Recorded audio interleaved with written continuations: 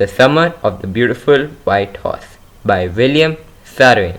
One day, back there in the good old days, when I was 9 and the world was full of every imaginable kind of magnificence, and life was still a delightful and mysterious dream, my cousin Morad, who was considered crazy by everybody who knew him, except me, came to my house at 4 in the morning and woke me up, tapping on the window of my room.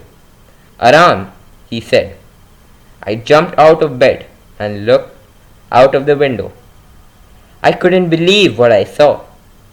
It wasn't morning yet, but it was summer, and with daybreak, not many minutes around the corner of the world, it was light enough for me to know I wasn't dreaming. My cousin Morad was sitting on a beautiful white horse. I stuck my head out of the window and rubbed my eyes. "Yes," he said in Armenian. "It's the horse. You're not dreaming. Make it quick if you want to ride."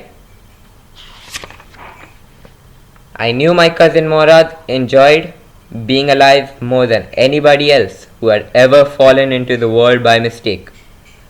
But this was more than I could believe. In the first place, my earliest memories had been memories of horses, and my first longings had been longings to ride. This was the wonderful part. In the second place, we were poor. This was the part that wouldn't permit me to believe what I saw. We were poor. We had no money. Our whole tribe was poverty-stricken. Every branch of the Garlonian family was living in the most amazing and comical poverty in the world. Nobody could understand where we ever got money enough to keep us with food in our bellies, not even the old men of the family. Most important of all, though, we were famous for our honesty. We had been famous for our honesty for something like 11 centuries. Even when we had been the wealthiest family in what we liked to think was the world, we were proud first, honest next, and after that we believed in right and wrong. None of us would take advantage of anybody in the world, let alone steal. Consequently, even though I could see the horse, so magnificent, even though I could smell it, so lovely, even though I could hear it breathing, so exciting, I couldn't believe the horse had anything to do with my cousin Morad, or with me, or with any of the other family members, asleep or awake, because I knew my cousin Morad couldn't have bought the horse, and if he couldn't have bought it, he must have stolen it, and I refused to believe he had stolen it. No member of the Garlonian family could be a thief. I stared first at my cousin, and then at the horse.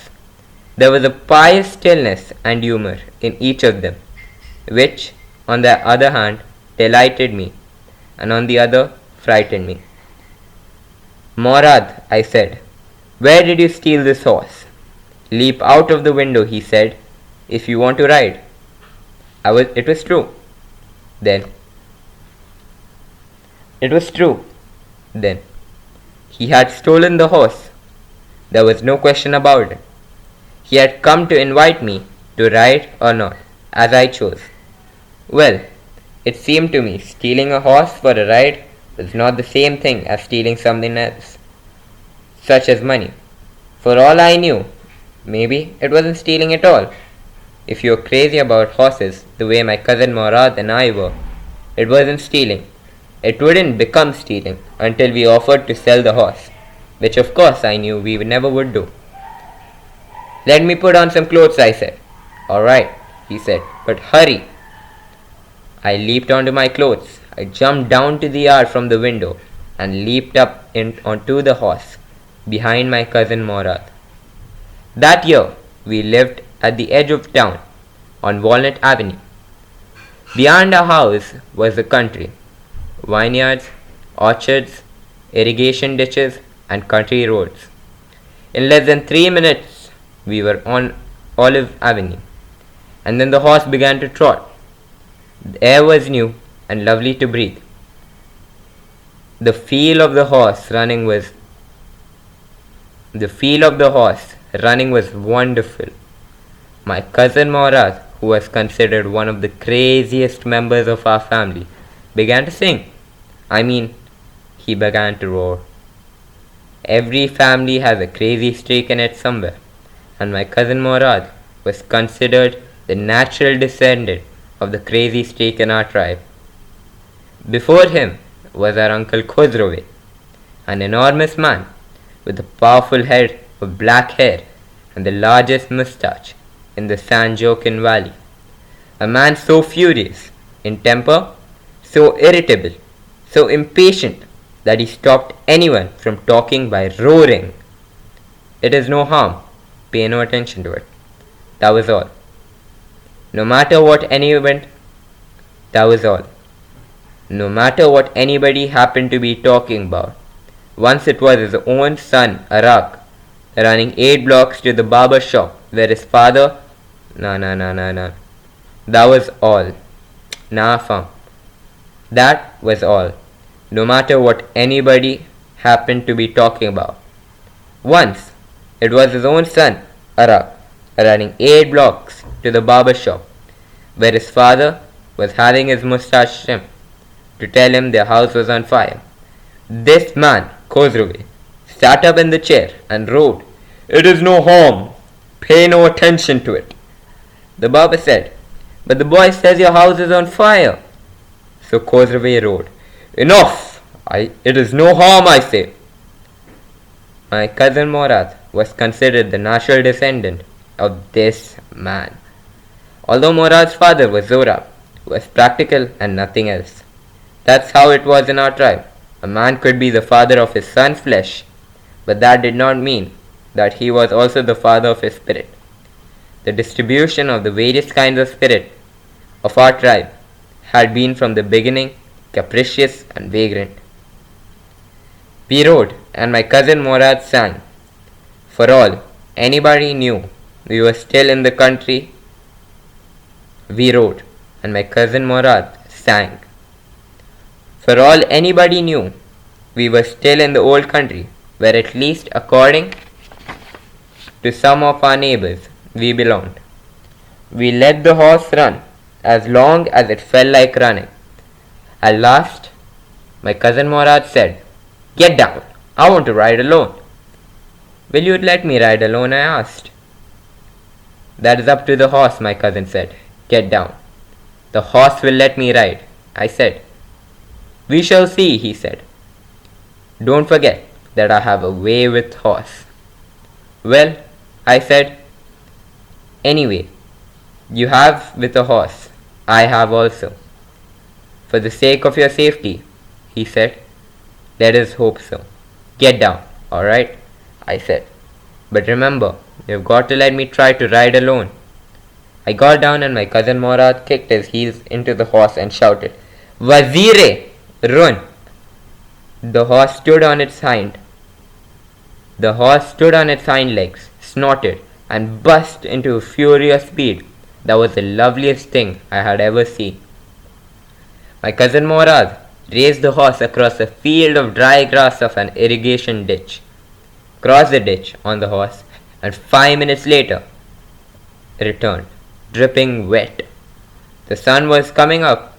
Now it was my turn to ride, I said. My cousin Morad got off the horse. "Ride," he said.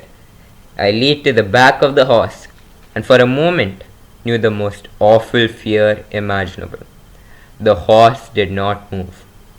"Kick into his muscles," my cousin Morad said. "What are you waiting for? We've got to take him back before everybody in the world is up and about." I kicked into the muscles of the horse. Once again it reared and snorted. Then it began to run. I didn't know what to do.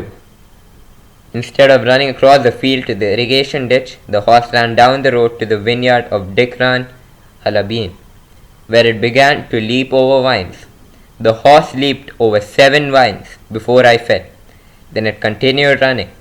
My cousin Morad came running down the road. "I'm not worried about you," he shouted. "We've got to get that horse. You go this way and I'll go this way. If you come upon him, Be kindly. I'll be near. I continued down the road and my cousin Morad went across the field toward the irrigation ditch. It took him half an hour to find the horse and bring him back. Alright, he said. Jump on. The whole world is awake now. What will we do? I said. Well, he said, we'll either take him back or hide him until tomorrow morning. He didn't sound worried, and I knew he'd hide him and not take him back. He didn't sound worried, and I knew he'd hide him and not take him back. Not for a while, at any rate. Where will we hide him? I said. I know a place, he said. How long ago did you steal the sauce? I said.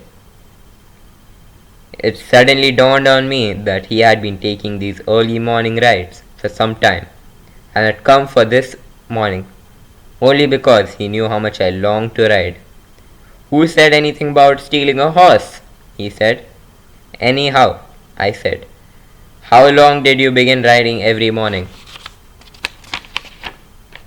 Not until this morning, he said. Are you telling the truth? I said. Of course not, he said.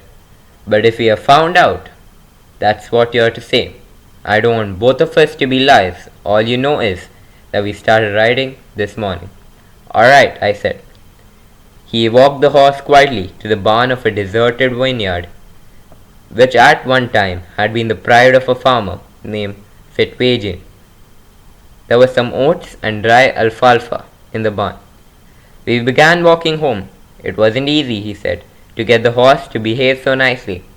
At first it wanted to run wild, but as I've told you, I have a way with the horse, and I can get it want to do anything I want it to do. Horses understand me. How do you do it? I said. I have an understanding with the horse, he said. Yes, but what sort of an understanding? A simple and honest one. Well, I said, I wish I knew how to reach an understanding like that with a horse. He's still a smart boy. When you get to be 13, you'll know how to do it.